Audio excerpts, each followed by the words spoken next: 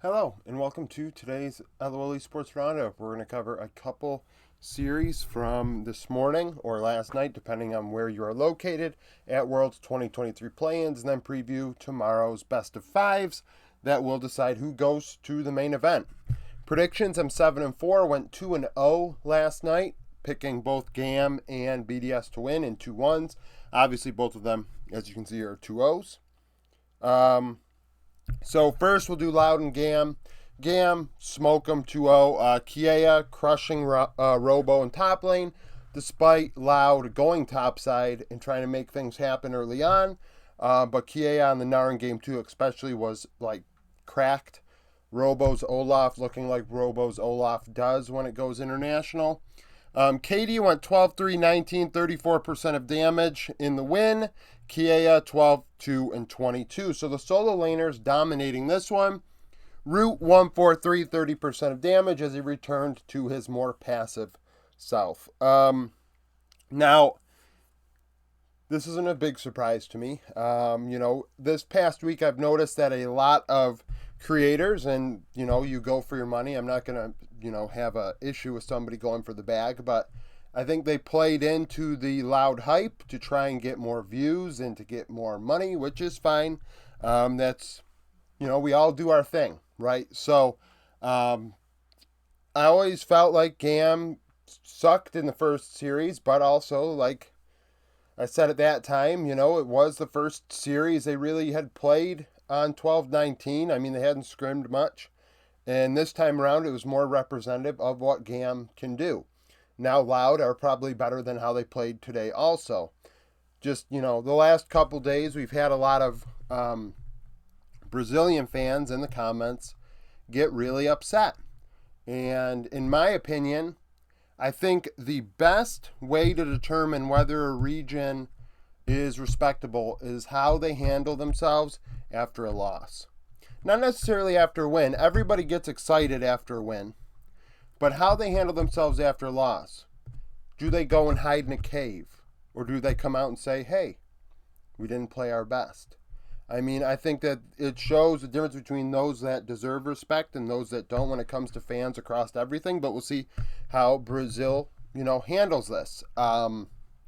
Because really, I mean, Robos was not very good. And Croc and Tinones, honestly, I thought they played very well in the early game and got these games started. They went mid a couple times, got Katie behind. They went bot side trying to make things happen. I mean, Saros missed a couple Nautilus hooks, but if he hadn't, maybe this is a little bit different of a series. But in the end, it just, their team fighting wasn't there. I mean, even Levi didn't have to be too dominant in game 1 on the Nocturne, just hit the hour. I mean, we talked about that after the last time these two teams played, that Nocturne just hitting hour is really all its use is. KD looked very good for the second series in a row, which surprises me because, historically, KD has left a lot to be desired, but this last couple days, he's turned it up a notch, and maybe that's a good thing for GAM going forward because he has been the guy that's kind of not been there. Palette looked good. This was just very one-sided. And yeah, I mean, game 1 went a long time, but game 2, I thought GAM really took it to him. BDS CFO. So Lebrov was the MVP in that one, going 2-0. I think he played Alistar and Tarek. I thought that his ally was very good. Actually, in late game team fights around objectives, I thought him going in, sacrificing himself, and being able to, secure the one Elder was huge, even though BDS couldn't do anything with it and finish the game. I thought that he played a great series. I thought that he was their best player. Nuke also played well. Nuke also played well. Going 11-5, 17, 33% of damage in the win. His Azir was very, very impactful. I always like using the word impactful, but I thought that his shuffles were really good. I thought he obviously dealt a lot of damage zoning, right, using the poke of Azir. And the thing is, why I didn't make him MVP, because I thought Jimmy also played well. So Sheo went 4-3-27 in the jungle. That's a big deal. Being a facilitator jungle and not dying a lot. I mean, like I said, Lebrov kind of took that one on the chin. And then Jimian, 9-6-11, 28% of damage in the loss. Jimian looked excellent on the Jace. He goes home, but not empty-handed, in my opinion. I think he has a bright future ahead of him, and this is not the last time we will see Jimian in a Worlds event if he continues to play in the PCS. I think if he ends up going to the LPL or LCS or whatever, then things become a little hairier. But as far as PCS is concerned, he's going to be a guy that we're going to see in the future. But otherwise, Adam looked very good in the rest. He did call out the shot that he was going to play champion with an O or an S soon to finish the gods, because they already played Garen Darius, so he played Set. So that means the Olaf, I guess, is still coming. Or Ornn. I think both are, viable options for him. But yeah, so Sean had some nice moments, but I thought Crowney was just better. Was he absolutely useless? I'd say no. But at the same time, I do think Lebrov was the better half of the bot lane in this one. Sneak peek for tomorrow, GAM and Team Wales. This is a VCS rematch to determine who goes to Worlds. They have played 9 times, and the same starting 5 has not played against each other both times. So in finals, BA, Team Wales support, was out with an injury, or in the hospital. I don't know if he was ill or an injury, I guess. It could be either or. Excuse me. And then the 2 previous series during the regular season, GAM had Zin at support still, not Pallet. So we're going to look at the 9 games they played and everything but support. GAM won 6 of those 9 games. Kiea in top lane went 30, 20, and 84 with 24% of the team's damage. Sparta 18, 41, and 43, 22% of the damage. So similar up top when it comes to damage share. Keep in mind, GAM does have more DPM in the top lane and in the jungle compared to Team Wales. Levi, 42, 25, 87, 19% of damage. That is Levi, right? A carry-oriented jungler.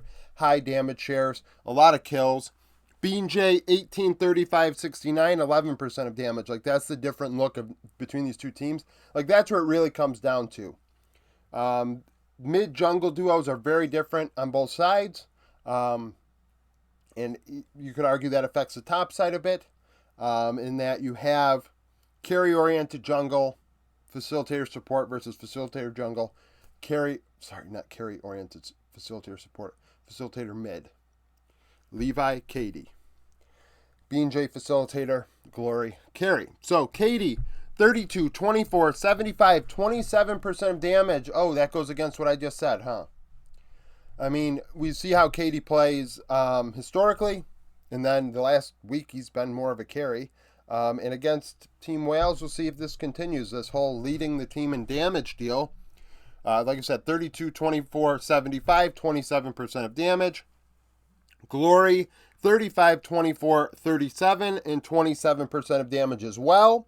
So same amount of damage share. Glory did have more DPM, if I recall. Slater, 53, 25, 56, only 25% of the damage. But like I said, keep in mind, different supports, different looks here. Pallet and Zin. Pallet is better than Zin. And then Artemis, 41, 30, 48, 33% of damage. He has more DPM than anyone in this series between the two teams. And I think that is no shock after watching Artemis play the last couple days or this last week. He's very aggressive. He has that VCS style that I love to watch. Slater is starting to show that also after that first series where he kind of was sleepwalking. So this is big. Personally, I think it would be really cool if Glory and Artemis ended up going to the main event, only because I think that they offer that chance of possibly getting an upset win against one of the lower tier major region teams. And I'm not saying go to quarterfinals or anything, but I think that they have the potential, and I want to see how they stack up going forward. Also, we have PSG, BDS. These two teams have not played against each other. However, Maple and Adam have played against each other twice. in Worlds 2021. Not in the same lane, so keep in mind this is a stretch, but it's better than putting never played against each other on here, right? So Maple won both of those games. At the time, it was PSG Talon versus Fnatic. Maple was playing into Niski and went 14-10-16. Like I said, won both games. Adam would go 7-15-5 in the losses playing into Hanabi. Now, PSG, I think it was at the time Hanabi, River, who's with Golden Guardians, Maple, Unified, Kaiwing. And then for Fnatic, it was Adam, Bwipo, Niski, Upset, Hilly? No, Bean. That was the series where Upset, that was the Worlds where Upset didn't go, right? So we do have to take that as well, but Adam died 15 times and died 10 times in one of the games. So, I mean, we do have to, respect what the KDA looked like. So, we'll see how that one goes. I think, obviously, that one is very, very, that's a big deal, right? Because a lot of people expected PSG and then the other major region seed to be the two that got out. But because BDS lost against a team that you would say, what are you doing? Now it's between them to decide one of the seeds that goes. And I think that's for the best. To maybe have a chance at two minor region teams in the top 16, I think that, they are, like I've said in the past, I think GAM, PSG, I've consistently had them in the top 20 of my power rankings, if not higher. And this is evident of that. Like, they are very competitive, and I feel like people don't give them the credit they deserve. You see the power rankings, they'll say, there's no way this team beats this team or this or that. And it's like, no, like, when they play, like, they're very competitive with each other. Like, they are at the tier of upper half Western major region teams. So that's it for this roundup. Thank you for watching. If you liked the video, like it, subscribe to the channel for daily League of Legends content. Follow me on Twitter, join the Discord, become a YouTube supporter, and I hope to see you again tomorrow.